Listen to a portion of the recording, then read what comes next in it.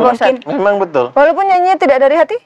Iya, jadi istilahnya kata-kata orang Muslim itu doa baginya.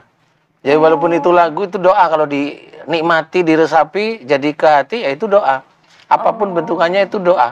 Kalau begitu aku mau bikin lagu jodoh yang soleh, jodoh yang sama. Iya, dengan teduh enak dinyanyiin. Nah, itu nanti bisa insya Allah. Oh iya. Insya Allah itu kan jadi doa. Lah lagumu apa? Coba kamu ceritain. Untung karena aku lihat banyak teman-teman yang nyanyiin lagu yang menurut aku tuh serem, kayak patah hati atau mungkin yang galau gitu. Jadi aku sekarang milih-milih gitu loh Pak Ustadz. Jadi dari awal aku ngambil lagu tuh aku nggak mau yang seperti itu karena takut jadi kemakan sama diri aku sendiri. Bukan kemakan, karena memang kata-kata orang Muslim itu doa baginya. Jadi makanya harus hati-hati. Harus berkata yang positif. Iya, berkata yang baik, positif. Jangan bikin lagu yang sedih-sedih. Ya, sedih beneran.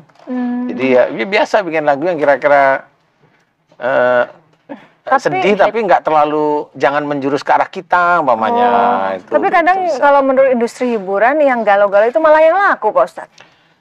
Iya nggak tahu, tapi kalau memang kehidupan sehari-harinya juga laku sama seperti lagunya ya jangan disalahkan. Ya kan nggak boleh nyalain kan yang seperti itu. Jadi lagunya laku tapi dianya nggak laku. Ya kan begitu. Jadi dia sendiri booming lagunya, udah dapat uang banyak, ya nggak laku, ya emang harus diterima. Salah sendiri ya? Iya, boomingnya karena lagunya ini gitu. Galau seperti itu. Akhirnya dia sendiri galau, ya memang itu. Karena dia seneng. Dia nyanyi lagu itu, ya toh? Lagunya isinya kayak begitu, putus-putus kan? Di booming. Pada waktu dia booming, dia suka rezekinya masuk. Bener nggak sih? Bener Pak Ustadz. Nah, jadi, kalau sudah rezekinya masuk ini seneng, berarti dia seneng lagunya. Berarti dia betul-betul kayak berdoa. Iya, nah itu akhirnya dibikinlah sama Allah seperti itu. Nauzubillah min dzalik, Pak. Saya pernah lupa bikin lagu. Ini sekilas info. Jadi sebelum saya memutuskan untuk berpisah itu, saya nyanyi lagu duet dengan Mas Honijo. Judulnya itu Angge-Angge Orang-Orang. Ada syair yang begini, Pak. Pancen aku wis rondo. Gitu Pak, rondo tua anakku 5 gitu. Tapi aku seiso diolak-walik koyo goreng telo gitu kata-katanya. Tapi nggak lama dari situ saya jadi janda Pak Ustadz. Artinya Mbak Ratna. Oh, ini lagu bahasa Jawa. Iya. Biarpun aku janda, anakku 5 tapi aku masih bisa dibolak-balik. Kerja banting tulang gitu iya, maksudnya. Gitu. Akhirnya akhirnya beneran ya, gitu. Amit-amit.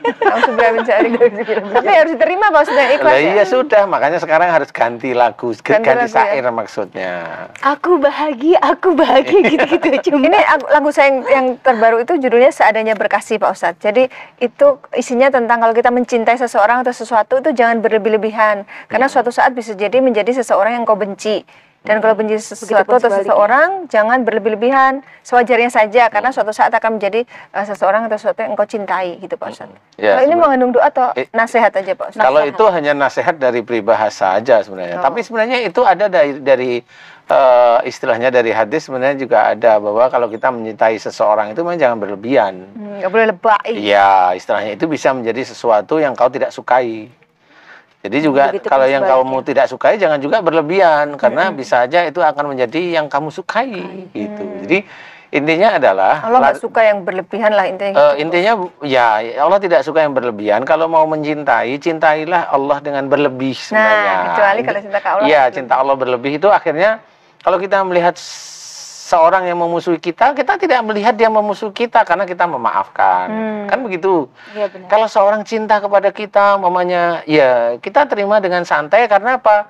Karena sebenarnya saya tidak ingin bangga dengan dia itu cinta banget kepada saya. Seperti itu. Jadi sama sebagai seorang suami istri, ini suami istri bukan pacaran, saya tidak melihat pacarannya ya. Suami istri sama. Jadi seorang istri tidak boleh mencintai suaminya melebihi Allah Ta'ala. Tapi kadang-kadang orang kan mata gelap. Suami atau istri itu kalau kayak tadi mamanya, saya kalau nggak dengan suami saya nggak bisa hidup. Mending mati saja. Itu ditulis oleh Allah Ta'ala. Nah, suatu ketika memang suaminya meninggal, berapa bulan dia ikut pasti. Nah, itu karena dia termakan sumpah.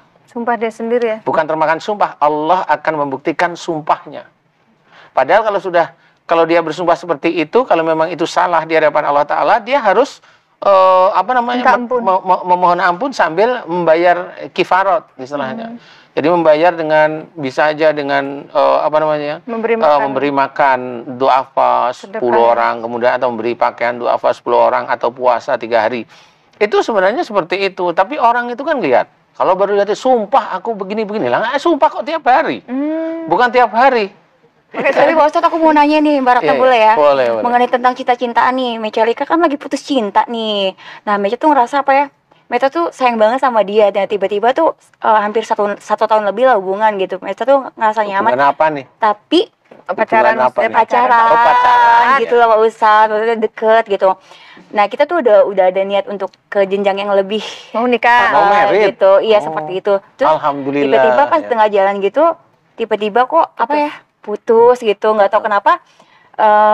Menurut aku sih masalahnya sepele ya, cuman kok harus cerita ini. Iyalah. Untuk komunikasi karena SMS berantem. Ada yang cemburu. Yang cemburuan siapa? SMS bang, gitu.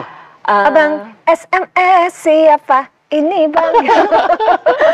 Gini loh, maksudnya gini, aku tuh SMS. Akhirnya SMS gitu kan, aku apapun, aku sering sharing ngobrol sama dia kan. Tiba-tiba dia ini pacar apa dia siapa nih? Pacar, Pak Ustadz. Pak Ustadz bilang ini bukan pacar, mantan ya. Karena namanya Metallica, jadi ngomongnya pacar. Terus. Nah, setelah itu pas gara-gara SMS-an, miskomunikasi gitu, mungkin ada hal yang membuat dia sakit hati, mungkin atau ada kata-kata aku yang menyinggung perasaannya. Akhirnya udah lost kontak, aku di blok semua. Gitu. Jadi tidak ada Emang kata-katanya apa sih? Ya, kalau cuma mungkin lebih kayak ke harga diri kali ya. Enggak. Gimana dong? Berarti cowoknya aja yang lebay. Itu aja masuk. Saya sebagai cowok juga nggak perlu ada harga diri, biasa aja. Oh gitu ya. Udah kata-katanya apa sih? Enggak. Masalahnya apa? Katanya apa gitu? Kata-katanya itu aku SMS jadi berantem nih lagi gini. Ini pas berantem nih. Ada selalu gini. Gini itu apa itu? Kalau gini-gini malu nih jadinya nih ngomongnya. Enggak apa-apa. Ngomong gini, dasar lo gini, maunya peduli sama diri lu sendiri aja, nggak mau ngurusin orang gitu, maunya gratisan aja gitu. Metallica bilang begitu. Iya. Nah, sebenarnya kenyataannya sih sebenarnya. Kenyataannya memang dia modal gratisan. Ya kalau gitu nggak urus tersinggung. Belum dijawab belum. Iya, jawab dulu. Emangnya tadi gimana tadi, Mbak? Dia jadi cowoknya itu maunya gratisan. Kesana. Jadi cowoknya itu maunya gratisan doang gitu ya. Kenyataannya bagaimana? Ya enggak sih, mungkin aku karena kesel juga, mungkin dia juga merasa sedikit juga kali gitu dia kan. modal juga walaupun sedikit, iya gitu. Ya Pak Ustadz ya ikut malu. Gimana Pak Ustadz, ada laki-laki begitu Pak Ustadz? Ya enggak apa-apa, bukan laki-lakinya yang salah. Jadi gimana? Ya karena berantem itu ya udah biarin, enggak apa-apa. Tuh, ya gimana sih Pak Ustadz, namanya kita hubungan udah selama itu kan. Ya belum lah, 1,5 itu masih belum lama. Terus lanjut. Belum. Aku pengen nangis, tadi ngeliat ke Pak Ustadz jadi pengen ketawa. Gimana ya? Lo ini nggak usah kamu yang ketawa. Pemirsa itu lihat kamu juga ketawa.